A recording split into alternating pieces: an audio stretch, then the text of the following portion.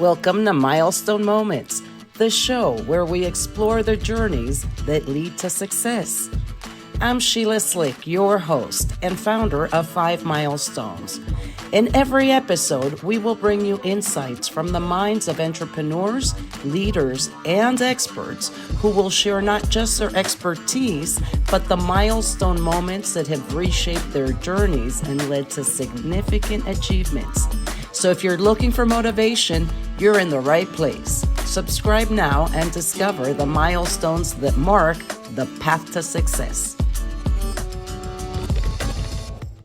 Welcome to another episode of Milestone Moments in Business and Leadership. I'm your host, Sheila Slick, and today my special guest is John Morris. John is the CEO and founder of Fiscal Advocate, a firm dedicated to helping professional services companies grow profitably through finance-first strategies. John built his previous agency from 10,000 to nearly 40 million in revenue before exiting successfully. And today he partners with CEOs to transform how they manage growth. They combine financial discipline, data-driven forecasting, and scalable business models. Welcome to the show, John. Sheila, thanks so much for having me here.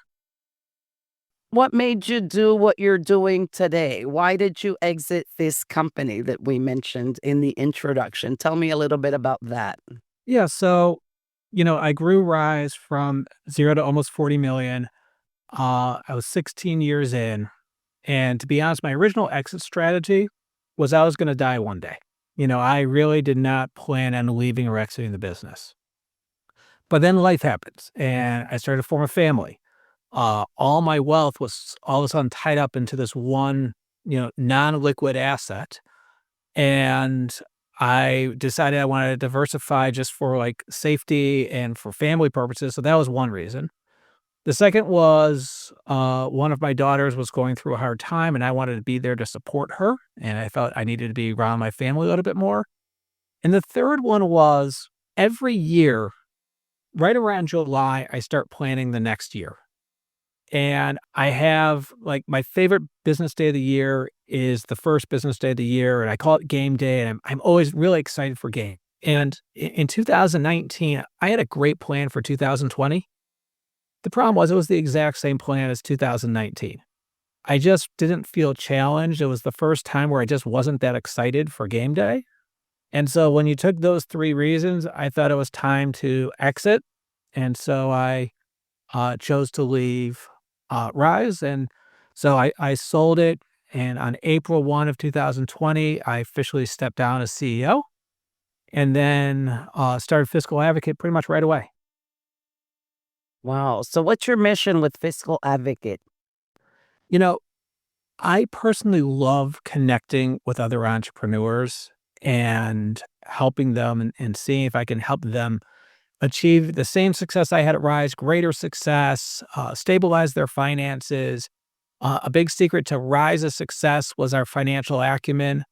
And so, it's just a chance where I get to talk to entrepreneurs every single day, help them with real world problems that, keep them up at night. And so it's just been a passion of mine. It's funny when I sold Rise, my successor, the new CEO, said, he's like, John, the one thing I'm disappointed about is that you didn't do anything fun. You started this business right away. And my response was, well, I wake up every single day loving what I do, loving the people I help. So I feel like I am having fun. It might not be fun in the sense of like flying across the world and doing like really cool things, but I get to talk to people I love, work with people I love, and help people. So, to me, it's been a big success. With all of this experience and these entrepreneurs or CEOs that you help, what would you say is the biggest mistake that you see they make when we talk about profitability? So I'll break it up into a few different things. So the first one is if you know how to organize an income statement properly, and I know that probably half your audience just fell asleep off that comment, but if you know how to do it, it tells a story. And the story tells your predicted outcome in a really easy fashion. So there are very specific benchmarks, and I'll just use the professional service industry as an example. Uh, you get 50% of your revenue to deliver for your customers. You get 30% of your revenue to invest in your business, and you get to keep 20%. And so if you just understand those three numbers, then you can start to telling right away, I'm overspending or I'm underspending in each one of those specific areas, and that can guide you. And so oftentimes people will come to me, I just was looking at a company last week. All I know is that their revenue was 5%, or sorry, their EBITDA, their profit was 5% of their revenue, and it's supposed to be 20%. The other thing I know is that their payroll was 84% of their revenue. It's supposed to be 55%. So I can tell you that they have too many employees or they're overpaying their employees and they need to right size that. But what I can't tell you is where they're overspending. So are they spending too much on sales and marketing? Are they spending too much on delivering for their customers? Are they spending too much on their back office?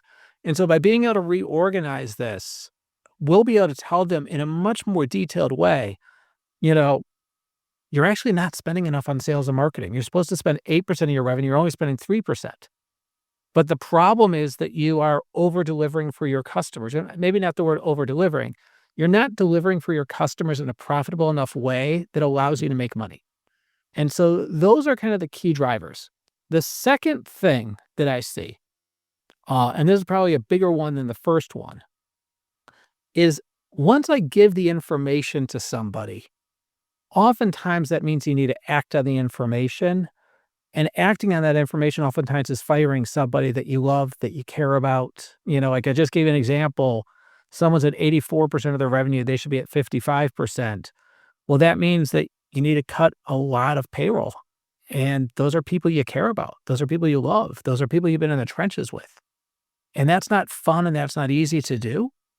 And so I find that, this is where you really have to step up as a leader and make those tough decisions for the good of the entire company and for the good of the rest of the team.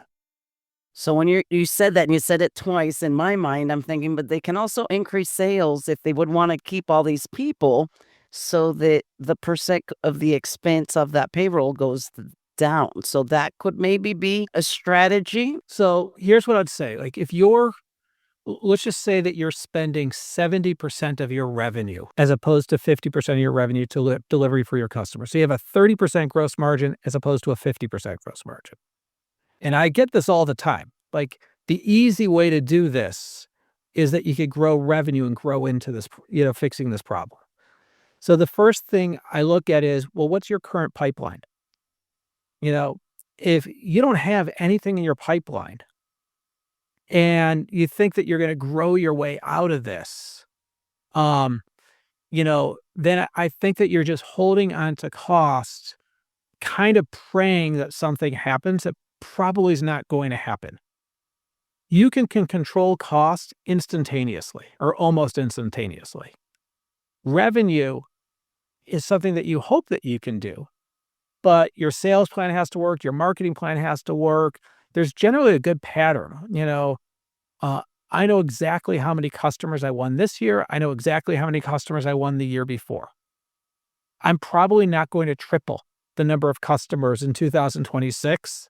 There's a pretty good pattern to how many customers I win on a regular basis. I would love it, but it's probably not going to happen. And so I try to set people in a reality of, well, okay, if we want to grow our revenue into this, what's the likelihood of that happening? And, from there, I do have clients where their pipeline is amazing, their sales are amazing, and they might be a little bit over, and I feel very comfortable that they could actually grow into fixing this. Most of the times, though, that's not the case. This is like a doom and gloom interview. I apologize. Really, I'm still trying to find the optimism. There has to be a different way. I mean, the optimism. And again, There That's a big expensive. Well, if you're at 84% just in one of your expense categories with that revenue, I mean, yes. Look, this is the optimism. The optimism is when you are a good leader and you make the tough decisions, you stabilize your business, you can finally put yourself on a path to growth. I have a client this year that was losing $1.5 million last year that's going to make $1.5 million this year. Okay, and they are growing. So they did need to make tough decisions. They did need to let people go at that moment in time. Are now paying down debt. They are now sleeping better at night. They are taking care of the 95% of the team that got to stay and making sure that they're at a good position. Because if you're not on a stable ground, like if your financials are in a bad shape, you not only lose sleep, but guess what? Your employees lose sleep because they don't know if this business is going to survive. Like you might think that you're hiding it, but people typically know what's going on. And so, you need to get yourself on stable footing. And then once you're on stable footing, then you can start making the investments back into the business again. You know, the conversations with that company I just was telling you about last year they weren't fun. Like they were emotional, they were hard. The CEO was exhausted and stressed. This year, everybody is happy there. Like they're talking about investing in AI and new marketing initiatives, and they did the hard work that allows them to now go uh, and put their foot on the gas.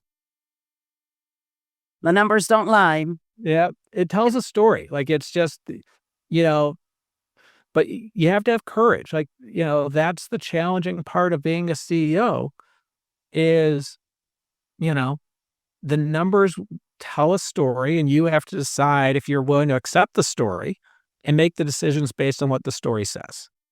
I'd like to talk about Engine BI.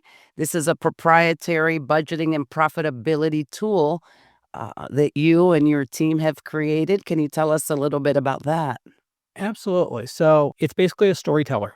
The best way I put it, when you think about accounting software, so QuickBooks or or Intact or NetSuite, they're all backwards looking tools. They've told you what you've done. What Engine BI will do is it'll tell you what's going to happen in the future to the best that we can predict. And so what we're trying to do is make sure that we know what your revenue is going to be. We know how much you're going to spend to service your customers. We have a really good sales and marketing plan. We have an innovation plan. And you can see the percentages that you're going to spend in each one of these areas. And that will guide you in terms of, do you have a good plan? Everybody should have a budget, and that should be a budget that is attainable, is a budget that should have really well thought out methods for spending your time and money. And so that's what that tool does. So, if I'm understanding correctly, it sounds almost like the projections, but you're delivering more than just numbers in a spreadsheet. You're also delivering reports. So, is it pulling the information when you mention QuickBooks or other accounting software? They're normally integrated with your bank and your. Yeah, so it pulls directly from QuickBooks. But once again, remember, QuickBooks will pull in actual transactions that have happened. But let's just use Q1 of next year. So I want to know, like, nothing is more important than, are you going to make money over the next 3 months? And are you going to spend your time and money intelligently over the next 3 months?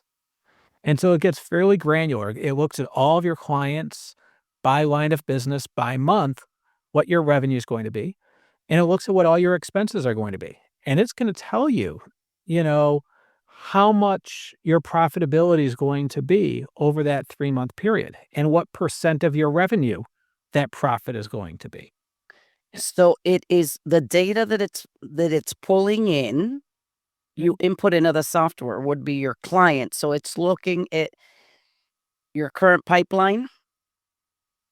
perhaps your estimates that you have out there, your pending invoices, and based on that, it's going to analyze it and predict. So yes, but it's up to you to help maintain the data. So I'll give you an example. Let's just say you go hire today a brand new employee. QuickBooks is not going to have that information anywhere. right? It's up to you to put in that, hey, I just increased our expenses. Let's just say this person's $10,000 a month. I just increased our expenses by $10,000 a month. Well, you now need to go into the software. You need to create a new row and say new employee, put the person's name in, whatever their department is, put in the $10,000 a month. And you're going to see that your profit just went down by 10,000 a month. And so now you can look at your budget and say, I don't know if we can afford that person. Our profits are going to be too low. We might have to push that person off. And so it allows you to make really good decisions on, you know, are you okay with the profitability you have? But the other thing that I'm really trying to get into is in order to scale your business, you only have time and money. And if two companies do the exact same thing and they're going head to head, and one person spends their time and money more intelligently than the other person, they're most likely going to grow. They're most likely to have more profits. And so, I'll give you an example. I had a client of mine, he literally wanted to do exactly what you just said. His profit margin was too low in terms of delivering for customers, and his strategy was to grow his way out of the problem. And when you look at the marketing dollars that they spent, they had a marketing budget of $400,000 and they hired a chief marketing officer for $250,000. Based on that total marketing budget, that is just way too high of a cost of a person relative to their total marketing budget. Because now there's no money to actually spend on marketing. They've spent it all on that one individual. And so they're not growing their way out of the problem. And so it allows you to then spend time analyzing just the effectiveness of how you're spending your dollars. And are you spending them intelligently? Are you getting the returns that you're looking for? So is Engine BI just for service-based companies, or can a manufacturing company use it as well? It is designed for service-based companies in the sense that the benchmarks that we recommend are specifically designed for service-based companies. A manufacturing company could use it, but a lot of my insights of like, you need a 50% gross margin, for example. I have no idea what the gross margin for a manufacturing company should be. I'm not an expert on inventory, like how much inventory you should have, so there's elements that I think that would be missing. But the principles of how you do budgeting and forecasting would hold across all industries. All of your non-client related expenses, believe it or not, only fit into 4 areas. It's sales and marketing. It's your back office, so HR, legal, corporate IT, general admin, and finance, executive team, and R&D. There really is no other major area of spending. And so, if you want to grow, you need to spend money on R&D and you need to spend money on sales and marketing. It's just really hard to grow if you don't do that. And, I'd give as an example, competitors would come up to me all the time, generally substantially smaller than me when I was at Rise, and ask me how I did it. Like, how was I able to grow when no one else was able to grow? And I'd always come back to them with a question. I was like, well, what % of your revenue do you spend on sales and marketing? And I'd oftentimes get the exact same answer. I was like, oh, we don't spend anything in sales and marketing. It's all word of mouth. And I was like, well, then how come I'm the only marketer that believes in marketing? Like if you don't invest in building your brand and you don't invest in growth, you're probably not going to grow. So the tool will be very helpful for giving you guidance in those specific areas. There will still be some gaps, but it would definitely provide guidance that would help you make better decisions to spend your time, money more intelligently. So before we wrap this up, what would be one key takeaway or a lesson that we can walk away with and take action today? So my first recommendation is whatever your industry is learn the benchmark numbers. Learn what a proper gross margin is. Learn what you should be spending in sales and marketing, what you should be spending in R&D. That benchmark data most likely exists. Then make sure that you can match up how you're doing against those benchmark numbers. So that'll be the first thing I'd recommend.